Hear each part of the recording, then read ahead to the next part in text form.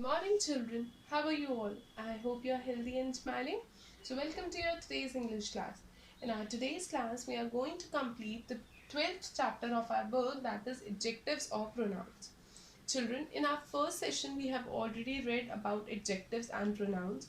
We know the words that describe a noun are called adjectives, whereas the words which are used on a place on the place of a noun in a sentence are called pronouns. We have read about demonstrative adjectives as well as demonstrative pronouns.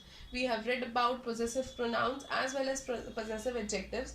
Now in our today's session we are going to read about interrogative adjectives or interrogative pronouns. Children, we know the words followed by a noun are actually adjectives as they describe those nouns, whereas the words which take the place of a noun in a sentence are called pronouns. So, uh, let's discuss more about them in our chapter.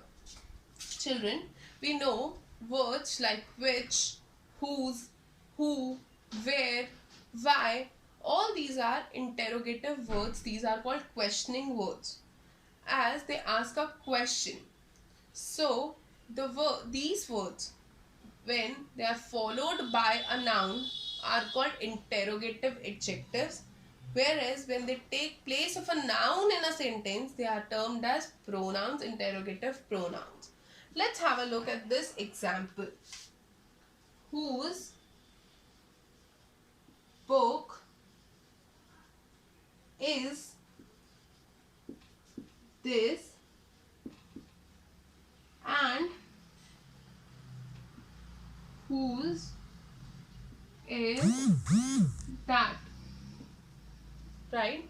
So here, as you can see, whose, this word whose is followed by a noun, that is book, whereas here this has taken the place of a noun. So this whose, which is followed by the noun book, is actually interrogative adjective, whereas this whose, which has taken the place of a noun in a sentence, is basically an interrogative pronoun. Clear? So now let's have a look at this next example. Which car is his